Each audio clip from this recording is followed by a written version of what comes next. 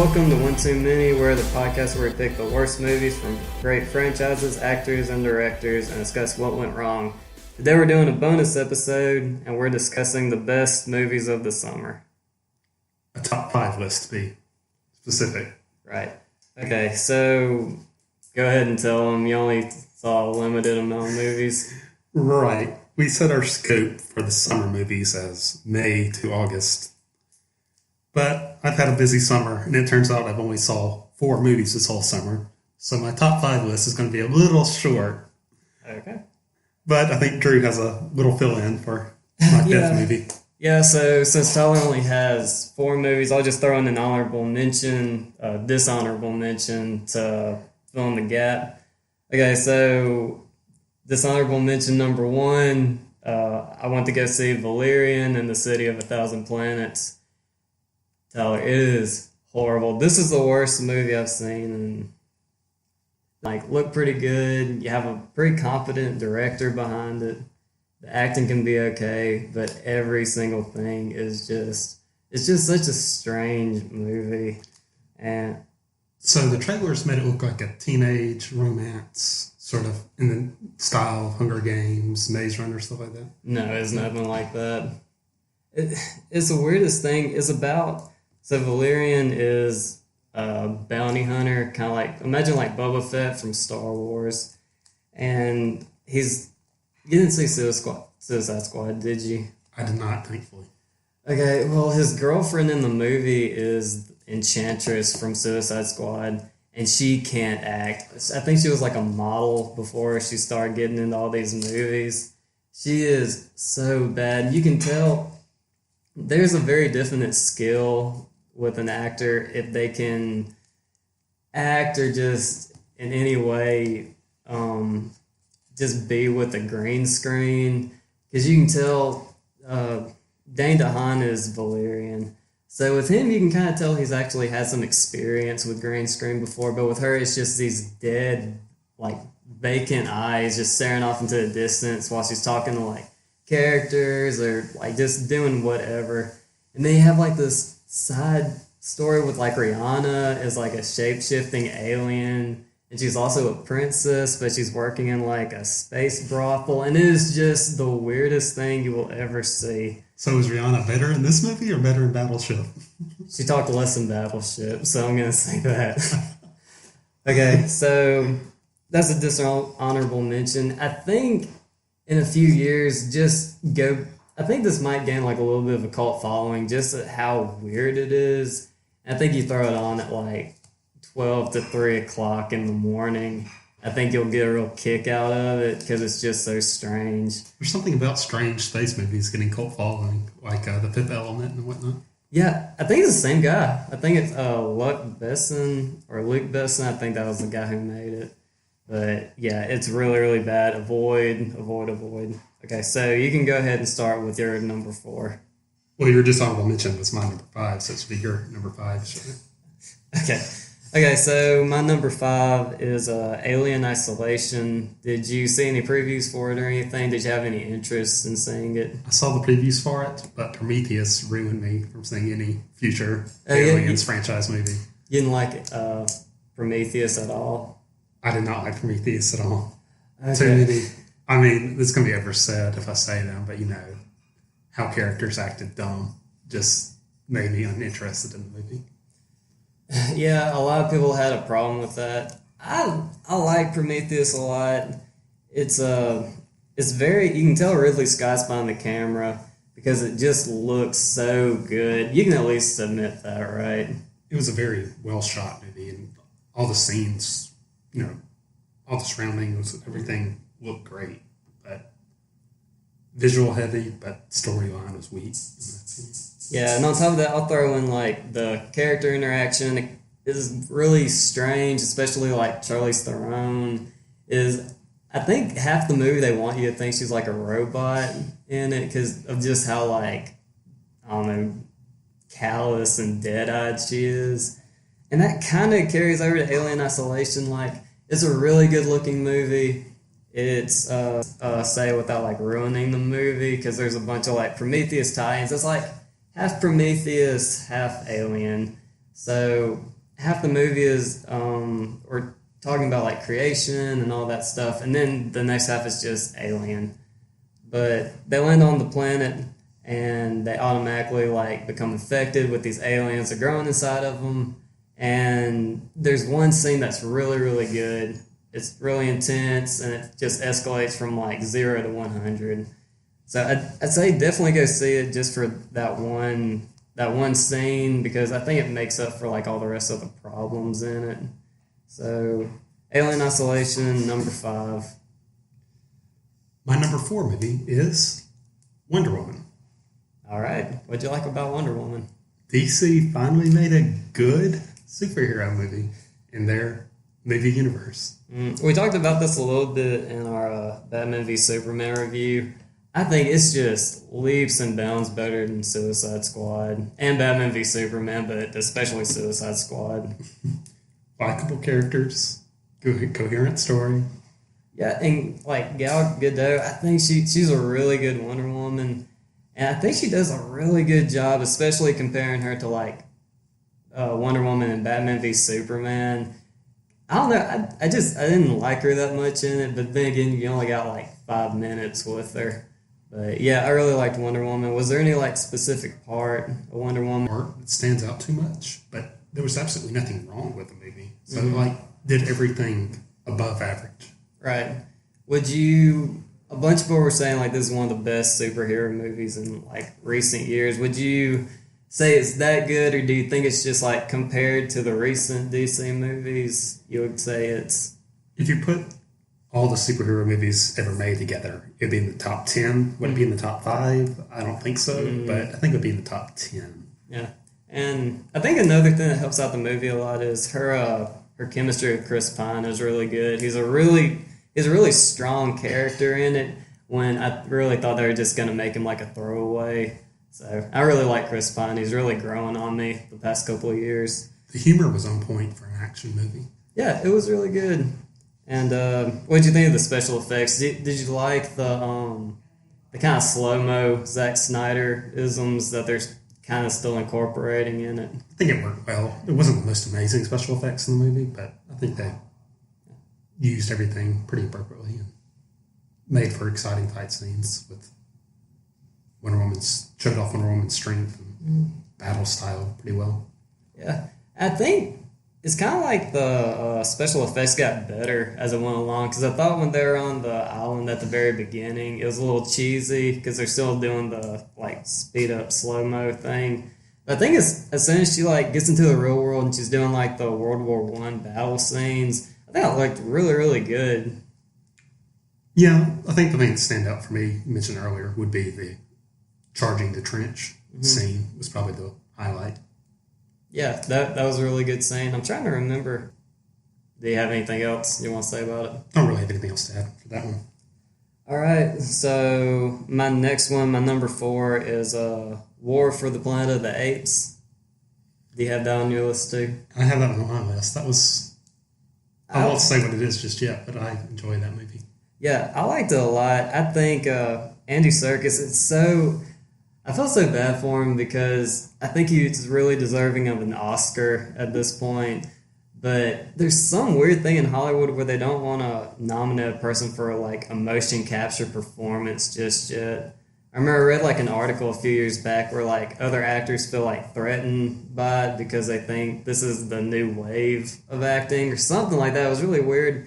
But I think between like he's Caesar in Planet of the Apes, and that's a really really good performance, especially with just the special effects they're using now, like even like their eye movements and their like facial expressions. I think it's like really pushing the medium forward, and I was really impressed by it. I think Dawn of the Planet of the Apes, the second one, is going to be my favorite. Like I need to watch all of them when they come on video. I want to watch all of them in a row and say like the overarching story and all that. But do you want to say anything about it yet, or do you want to save it for later on your list? I'll save my comments for later. Okay, so we can go ahead and move on to your number 3. My number 3 was Guardians of the Galaxy Volume 2. All right. What'd you think about like what was your like favorite thing about the movie? Do you have any criticisms of it? It's just a fun superhero movie. Just fun comic scenes. Wasn't that deep of a story, but you're not supposed to expect a deep story from a Marvel Studios movie. But it was just fun, entertaining, and good summer movie. Yeah. Did you like it more or less than the first one? The first one's better by Yeah. a good bit, but it's still a pretty fun movie.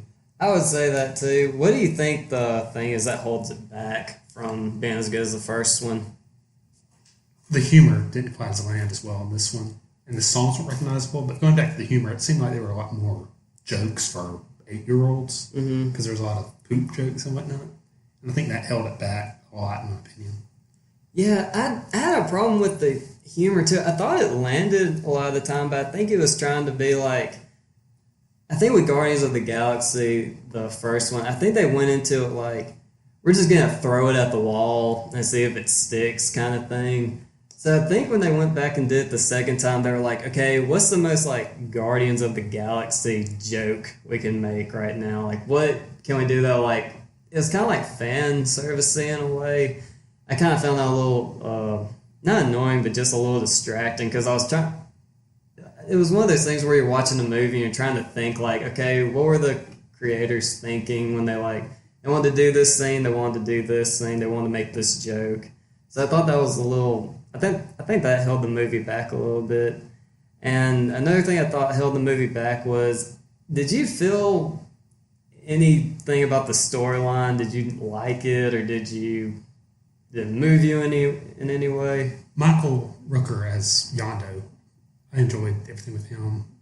Yeah, I think that was a really good arc for him. It was one of the best performances from Michael Rooker I've seen. I haven't seen a whole lot of performances of his. But the only thing I've seen him in is the Guardians movies, and he's in Walking Dead. I think he's pretty good in that. I think he did well, and Kurt Russell did too, pretty good both of them as supporting characters. They both are probably the best actors in the movie. Yeah, I really like Kurt Russell in it.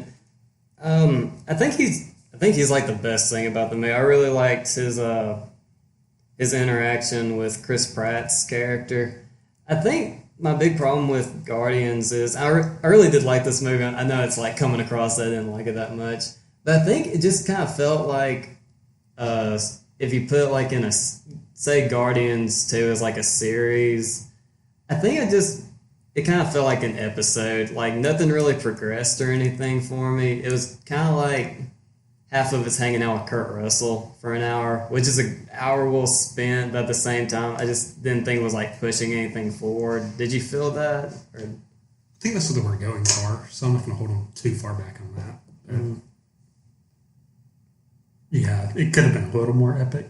Mm-hmm. It felt like there's just something missing overall, but I mean, still fun, good way to spend 2 hours. Yeah. Okay, so was that your number 3 or 4? That was my number 3. Okay, so my number 3 is It Comes at Night. Did you hear anything about this? I didn't really hear much about this one this summer. I really like this movie, but it's a really hard one to recommend. It was from the studio A24. They're the ones that we went to go see The Witch last year. They're really good at coming out with like either they're doing kind of Oscar baiting movies like Moonlight, or they're doing these thriller movies that they're kind of like elevated horror. So you got like The Witch, you got Green Room that came out last year too. But It Comes at Night is basically, for anybody that didn't see the trailer or anything, it's basically sold as like a monster movie / apocalyptic movie. But the real movie is just very bare bones. It's a bunch of people like in a house, and it's kind of one of those things where you're thinking, okay, so is there a monster in this movie? Because you know that there's like a disease that's spread out. And you know it's like eradicated all the humans and everything. But the problem with the movie, and what my theater really didn't like about it, because I went to go see it, and I think I was the only person in there that liked it. And it wasn't like a packed movie theater or anything. But a guy stood up and said he wanted his money back, and everyone just like was super unhappy with it. And that's mainly because it's so vague. Like, it doesn't give you any answers. It's really, really bleak, too, on top of that, because you get really attached to all these characters, and it doesn't end good for anybody. And then it just leaves you with it, like, a horrible thing happens in the last 10 minutes, and then the movie ends. So it's just a really dour note to end your movie on. But the reason it's my number 3 is it's really well acted, really well directed. It looks really, really, really good. Like, in Blu-ray, this movie is going to look phenomenal. But it's just a hard recommend because nobody's going to like it unless you just like this kind of movie a lot. So, would you be interested in seeing it, or do you think you're going to skip it? You said it was made by the same people who made The Witch. That makes me interested for sure. Is that the movie studio that makes lower budget movies, but ones that are like just about guaranteed to make their money back? Yeah. Well, it's a little indie studio, but I think you're thinking of, there's a studio called Blumhouse. What they do is they'll make a movie. It's usually like a horror movie, and they'll do a movie for like $3 million because they're pretty much insured that they'll get their money back. That might be the one you're thinking of, but maybe. But A24 does the same thing. Like, they do like super low budget stuff, and they aim for like the critics mainly because the critics really like all their movies that come out with. Okay, so what's your number 2? My number 2 is Dunkirk. Nice. I like that choice a lot. What'd you think about it? This movie is like one of those movies that you hear people talk about as being an experience. I think it'll just about only work in a theater, or like if you have a very good home theater. It will be the only way this movie will work properly, because just the sound and the intensity, it's just like, is what makes the movie. Just the whole sense of dread you feel in the whole movie is what makes the movie. Yeah, I liked how it's kind of like, it feels like a horror movie for a while. I think one of the really cool choices they made was you never see the enemy's face. Did you notice that? They don't even refer to them as Germans or anything. They just say the enemy or them. Yeah, it's really cool. It's like this like all-encompassing just like evil power coming for him. I really like that, especially when the movie starts and they send the flyers down where it's like, we surround you. I think that was a really good way to start the movie because you really feel just like a force coming for him. But what do you think of the acting? Did anybody stand out to you or anything? Or do you think it's mainly just like a technical movie? It's a largely technical movie. They sure like covering Tom Hardy's mouth. I know. I felt kind of bad for him because every Christopher Nolan movie he's in is like, he's Bane, he's got to wear a mask. He's in this, he's got to wear a mask. But he does a lot of really good acting with just his eyes. You can really tell like the fear in him and everything. So I thought that was really good. And I was surprised at how well the One Direction kid did. Yeah, Harry Styles, he was really good in it, which is surprising. It was him and I don't even know the other kid's name, but he was like an unknown, right? As far as I know. Yeah, but both of them did a really good job. And I'm with you. I think it's more of a technical movie than anything else. I think it's going to get a lot of Oscars just based on like sound design and just the filming process alone. And I also liked how the movie was done in 3 timelines from 3 different characters' point of views. And like how they mixed and how you'd see things from one scene later or earlier in another scene. Yeah. To see how things happen. And that was pretty neat way of storytelling. Yeah, I like that a lot too. How long did it take you to understand what was happening, like the sequential order and everything? Probably about 15, 20 minutes to the movie. I think that was about the same for me too. I like most of the storylines. The only storyline I wasn't too crazy about was it was the one with the guy from Bridge of Spies who was taking the 2 kids along with him, and they picked up Cillian Murphy. And he was like trying to escape while they were trying to go back. What do you think of that? I felt like that was the weakest storyline of it. What do you think about that? I think that storyline could have done with a little more exposition because it wasn't clear why he took the own ship if the sailors were going to take it anyway. Yeah, and if they let other civilians come and rescue people anyway, so it just kind of made no sense why he was traveling alone and not with the rest of the ships. Yeah, and it was that and the whole spoiler alert, but when he knocks the kid down the stairs and the kid goes blind and then he dies, the whole time I was like, this has to be based on like like a real person or something because it just felt like so out of left field. And that was the only part of the movie because the rest of the movie, like the pace is so strong, especially with like Tom Hardy's character, like Harry Styles, and the rest of the younger guys. So I felt like when every time it went back to these people, I kind of felt like it dragged a little bit. So, should we move on? Yeah, sure. What? So is it my number two? Your number two. Okay, so my number two is Spider-Man: Homecoming, and that was a real surprise for me because I it's like we talked about with Batman v Superman. I'm kind of over superhero movies. I just feel like we've gotten a lot of them lately. Where do you stand on that? Well, I've yet to see Spider-Man: Homecoming, and I was very apprehensive of seeing it because how well the last three went. Mm, The two Amazing Spider-Mans and Spider-Man 3 were all pretty bad. yeah, I know it. So going in there, I was excited for it because I really like Tom Holland in Civil War.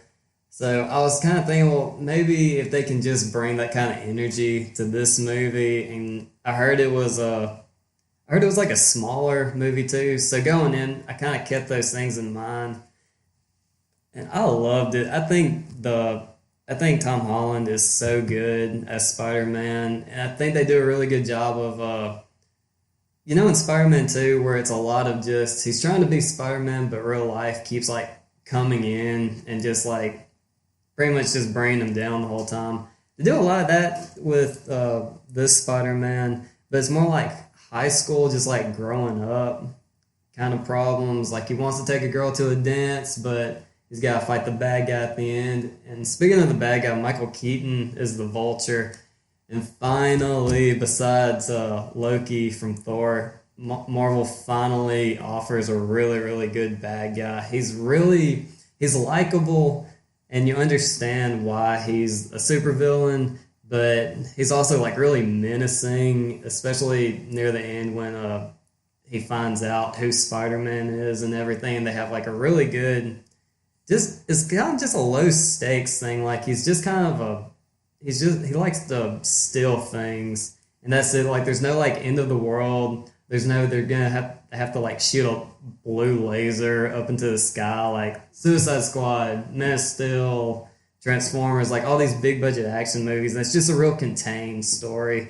So I really appreciated that. So anything you wanna? If they can turn the Vulture into an interesting villain, I've got to see it. He's cool. I liked it. I wasn't too excited about just like looking at the previews or anything, but it's a good villain, and Michael Keaton just like knocks out of the park. All right. Well, it comes to no surprise that my number one movie of the summer was War for the Planet of the Apes.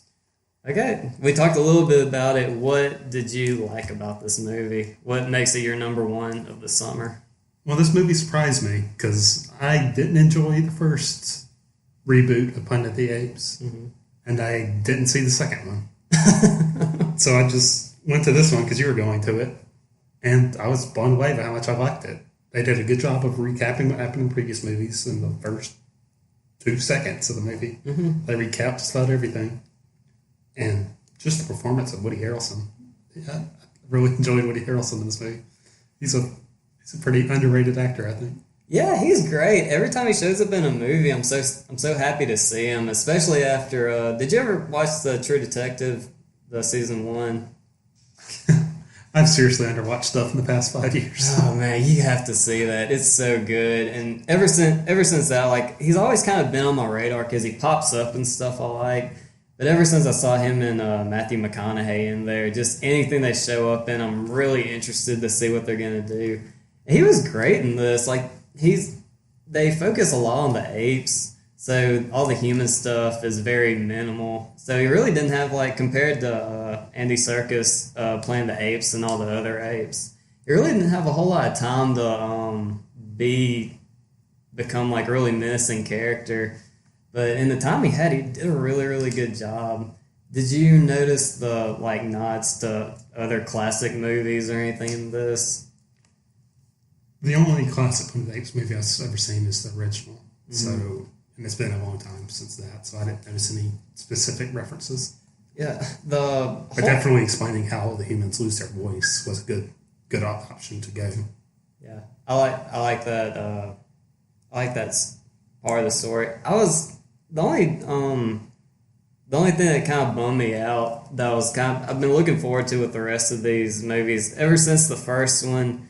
There's a very very quick shot of I think they're at the zoo or something that Caesar's held up in the first one. You see the spaceship take off. I remember that. They have the astronauts going up. So in Dawn and in this, I kept waiting for the astronauts to land. I was kind of hoping that the last shot would be. I know the timeline doesn't match up at all, but I was kind of hoping like the last shot or like the you do a Marvel cut scene during the credits is the astronauts landing, and they never did that, and I was kind of bummed. That was like the only bad thing about the movie. I was really kind of waiting for that one scene to happen, and it never did. Or just to hear an update from the spaceship or something.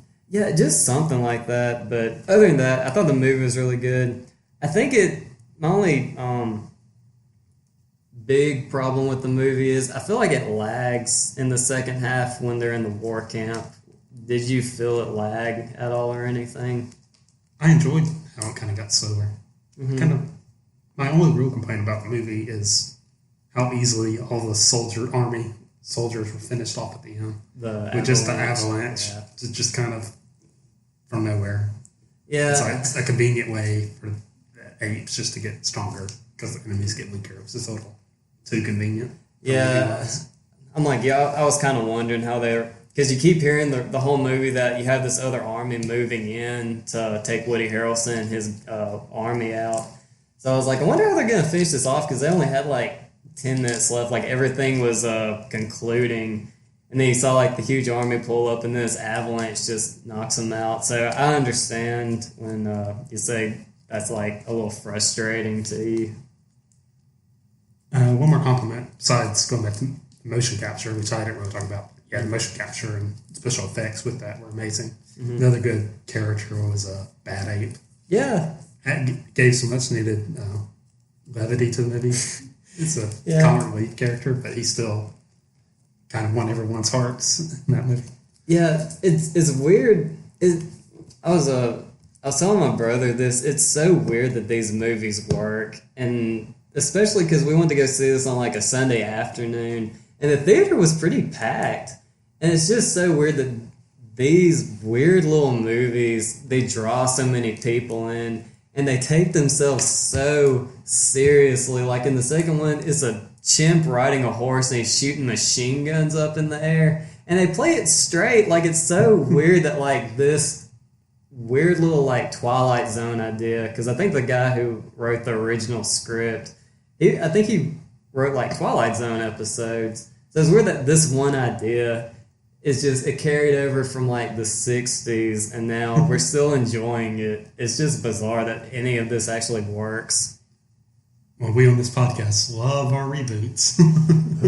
Yeah. So, well, is that all you had to say about War for the Planet of the Apes? That about covers my opinions of it. All right, so I'll just go ahead and move on to my number one, Baby Driver.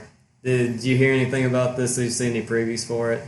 I've heard very good things about it, but just been busy and haven't had a chance to see it yet. Oh man, it's so good. I loved every single minute of it. Do you like Edgar Wright's movies? Are you a fan of his? Do you know what I'm talking about? Yeah, I do know what you're talking about. He always makes fun movies that are. He has very unique style of filmmaking, but it's still good. Yeah, I really like his editing style. It's very like chop chop chop chop chop kind of thing, if that makes any sense. But it carries over really well to Baby Driver. There's a lot of energy to it. And it's got some of the best car chases I've ever seen in it. Like, just the style he shoots it in, and the soundtrack is really good. We were talking about Guardians a second ago. This is such a good soundtrack, and it just really pushes the movie forward. The second half of the movie, I've heard like complaints that it just kind of settles a little bit and it becomes kind of more or less just like your average like bank heist movie. But the first half is really really strong. So okay, are there any other movies you wish you had seen this summer? No, I think you just about mentioned everyone I still have got to see. Baby Driver being the top one. Okay. I have three. I didn't get to see Atomic Blonde. That's the one with Charlize Theron. I really want to see that one. I keep hearing really good stuff about The Big Sick. Oh yeah, I should have mentioned that one. Yeah, that one sounds good too. Yeah, everyone keeps talking how good it is, and it's that and Detroit. That's a new Catherine Bigelow movie. So I want to check that out at some point. I really like her movies.